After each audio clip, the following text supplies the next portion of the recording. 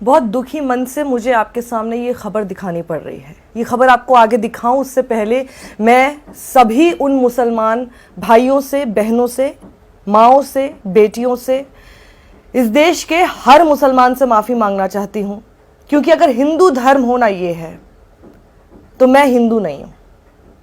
लेकिन हिंदू धर्म जो कि मेरा व्यक्तिगत मामला है, धर्म मेरा व्यक्तिगत मामला है, और उसी माहौल में पढ़े लिखे होने के बाद, आगे इतना बड़ा होने के बाद मैं ये बात जानती हूं और समझती हूं, हिंदू धर्म ये नहीं है, कोई भी धर्म ये नहीं है, ये सिर्फ कोई अधर्मी ही कर सकता है। इसलिए मेरी तरफ से प्लीज आप पहले माफी स्वीकार कीजिए, क्योंकि मैं जानती हूं मैं अकेली नहीं हूं। मेरी तरह इस देश के करोड़ों हिंदू ऐसे हैं जो आज आपसे माफी मांगना चाहते होंगे। ये सबसे मुट्ठी भर लोग हैं जो अधर्मी हैं, इसलिए इनके बारे में बताना और इन्हें चिन्हित करना बेहद जरूरी है। अब मैं आगे बढ़ती हूं और आपको बताती हूं कानपुर की वो घटना।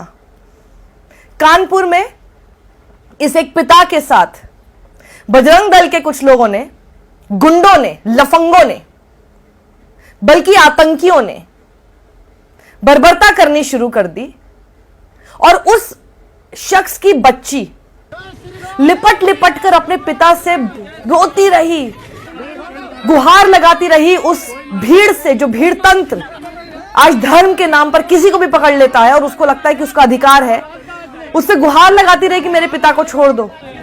उस बच्ची के आंसू आज इस देश में चापलूसी, चाटुकारिता करने वाले लोगों के दिलों में भी गूंज नहीं पा रही है। मुझे इस बात पर हैरानी है।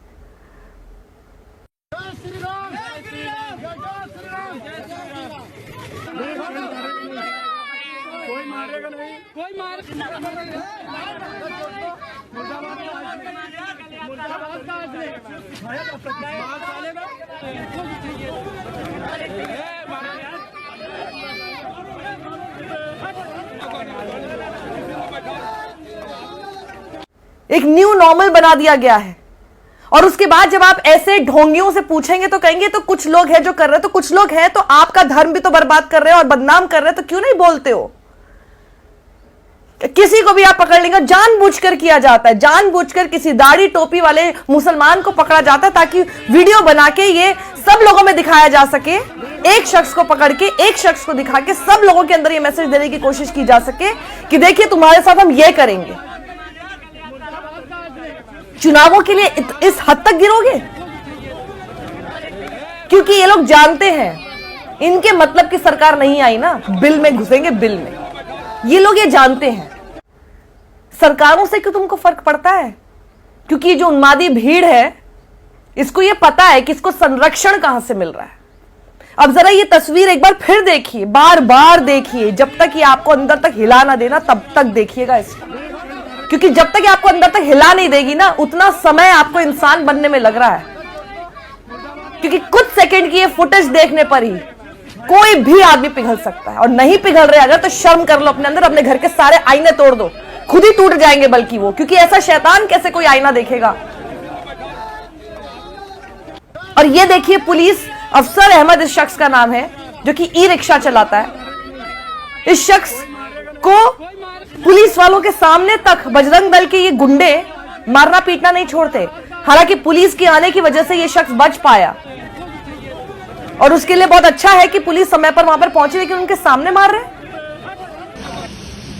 आज थाना बर्रा क्षेत्र में रामगोपाल चौराहे के पास कच्ची बस्ती जो है, वहां की एक घटना का वीडियो प्रकाश में आया, जिसमें एक व्यक्ति के साथ लोग मारपीट कर रहे हैं। जो पीड़ित है उसकी तहरीर के आधार पर कुछ नामजद व कुछ अज्ञात व्यक्तियों के खिलाफ मुकदमा कायम कर लिया गया है। इसमें अग्रिम कानूनी कार्रवाई अमल में लाई जा रही है। बाद में खबर आप देखते हैं कि क्या छपती है कि कुछ तो अनआइडेंटिफाइड लोग हैं। बजरंग दल का वो जिला संयोजक दिलीप सिंह बजरंगी, जो खुलेआम बोल रहा है कि अगर ऐसा नहीं किया, अगर हमारे लोगों को नहीं छोड़ा, और अगर जो भी उसकी मांगे हैं तो हम खुलेआम ये सब कुछ करेंगे। उसको अभी तक आरोपी नहीं बनाया है पुलिस ने। फिर देखिए, ऐसा है रवीना जी, ये सारी तस्वीरें दिखाने से फिर कुछ नहीं होगा। बहुत अच्छा लगा देखकर कि आप बाद में उस बच्ची से जाकर मिली, लेकिन इन सब तस्वीरों से कुछ नहीं होने वाला जब तक कि वो जो मुख्य आरोपी सब हैं सबको आप दंडित करें और बिल्कुल सख्त धाराओं में करें। क्योंकि मैं पिछले कुछ सालों से जिस तरह का देश देख रही हूं और खास तौर पर उत्तर प्रदेश देख रही हूं, मुझे यह बात पता है कि अगर अफसर अहमद का नाम अफसर अहमद ना होके अखिल होता और जिन्होंने यह हरकत की वो बजरंग दल के और कोई हिंदूवादी संगठन के या हिंदू नहीं होते और उनका नाम अफसर अहमद होता, अभी तक आप यूएपीए लगा चुके होते।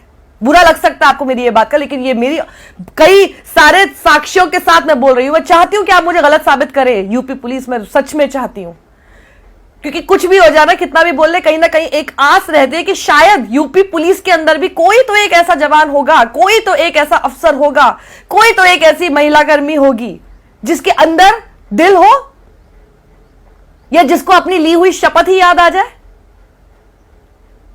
कि नहीं, मैं ये सब करने के लिए थोड़ी ना आईपीएस बनी थी या बना था। क्या आप लोग सब ये सब करने के लिए इतनी पढ़ाई लिखाई करके आप लोग आईपीएस ऑफिसर बनते? देन थैंक गॉड कि कई लोग क्लियर ही नहीं कर पाते। बहुत अच्छा है, क्योंकि जाकर अगर यही काम करना है, जाकर अगर इसी तरह के ब्यूरोक्रेट्स आईएएस ऑफिसर्स बनना है या आईपीएस ऑफिसर्स बनना है, जो कि सिर्फ सरकार कुछ भी बोले, ऐसे लफंगे लोग कुछ भी करें, आपको उनको संरक्षण देना है, तो प्लीज एक बार जरा लुक बैक कीजिए, रीलुक कीजिए अपने करियर पर। आप क्या कर रहे हैं? नींद आती है? नींद आ पाएगी?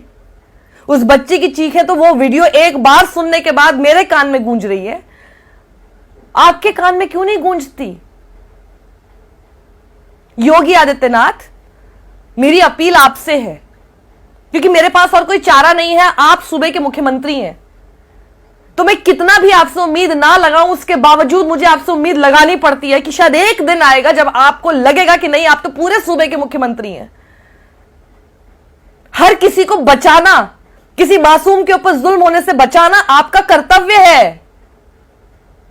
व्यक्तिगत रूप से आप कोई धर्म का पालन कीजिए, व्यक्तिगत रूप से आप किसी का भी सम्मान कीजिए और किसी का भी अपमान करते रहिए, लेकिन जब आप सूबे के मुख्यमंत्री हैं, जो आप बन चुके और आपको बने हुए अब तो पूरा आपका टर्म पूरा होने वाला है, अब तक तो आपको समझ में आ जाना चाहिए था ना योगी आदित्यनाथ जी, कि मुख्यमंत्री बनना होता क्या है।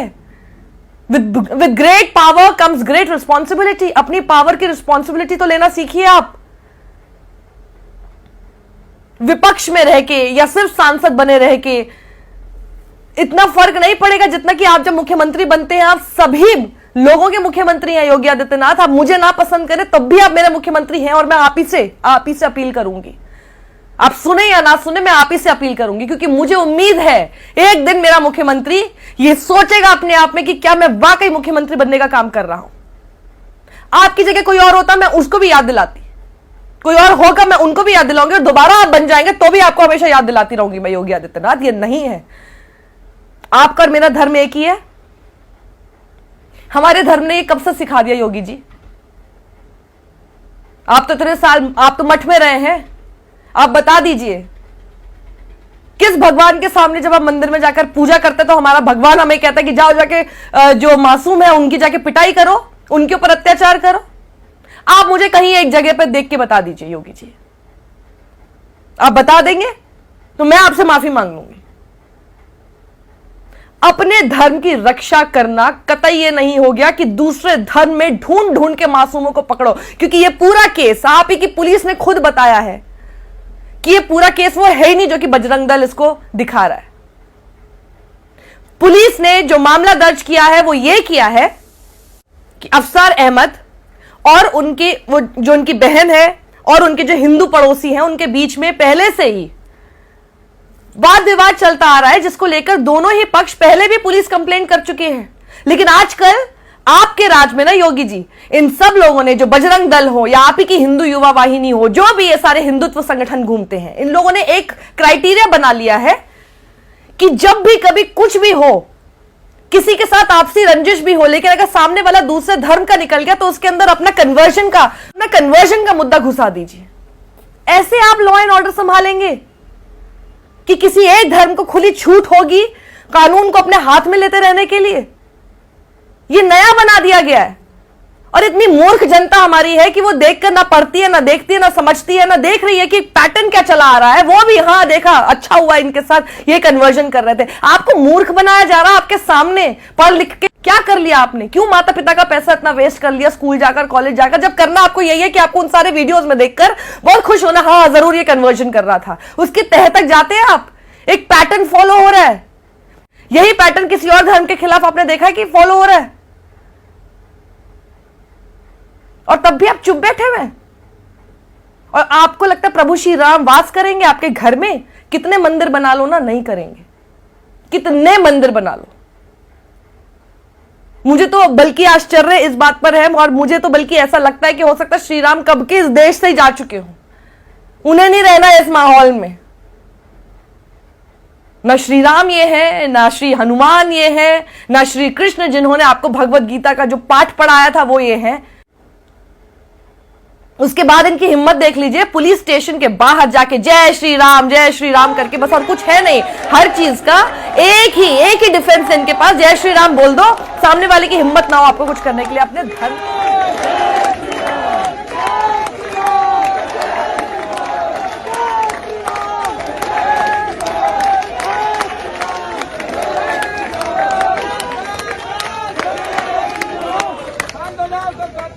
अपने धर्म को अपनी गंदी घटिया हरकतों का हथियार बना के घूम रहे हो। हमारे धर्म को, हमारे भगवान को अपराधियों को बचाने के लिए इस्तेमाल करते हो। जय श्री राम बोलोगे? किस हक से जय श्री राम बोल रहे हो? खबरदार जो बोला। उसके बाद रैलियां निकाल रहे हैं। कोई और काम नहीं है तुम लोगों के पास? घर में बैठ के थोड़ा पूजा पाठ भजन ही कर लो इस उम्र में, जो अपराधियों को बचाने निकले हो। पर पूजा पाठ करने से ना कोई फायदा नहीं होगा जब हरकतें ये करनी है तो। इतनी बद्दुआएं लगेंगी, इतनी बद्दुआएं लगेंगी ना, किसी को इतना मत सताइए, किसी को इतना मत सताइए। उसके पास तुमको बद्दुआ देने के लिए कुछ नहीं होगा। ऐसे आदमी की बद्दुआ ना पीढ़ी दर पीढ़ी लगती है, ये याद रखिएगा। मेरी सबसे अपील है, ऐसा कोई भी शख्स जिसको लगता है कि ये देखकर घिन आ रही है ऐसे लोगों से, इन लफंगों को देखकर, इन आतंकियों को देखकर घिन आ रही है, बोलिए। चुप रहने से कुछ नहीं होगा, क्योंकि जितना आप चुप रहेंगे उतना आप ऐसे माहौल को न्यू नॉर्मल बना देंगे। और कल को यह याद रखिएगा, अगर पुलिस को आपने यह आदत डाल दी है, अपने मुख्यमंत्री, अपने नेताओं को आपने यह आदत डाल दी है, तो कल को ये तो तब एक्शन नहीं हो रहा है ना जब विक्टिम मुसलमान है। कल को आप हिंदू, करने वाला हिंदू, सोच लीजिए किसका पक्ष लेगी पुलिस? किसी का नहीं लेगी। इतना हिंदू हिंदू करोगे, कल को खुद ही फंसोगे। कल को फिर चिल्लाते रहना, गुहार लगाते रहना न्याय की। मिल गया न्याय। आज दूसरे के साथ देखकर निश्चिंत हो कि हमारे साथ नहीं होना। किससे पता कि नहीं होना? किसने आके बताया नहीं होना? भगवान हो, इंसान तो बन जाओ।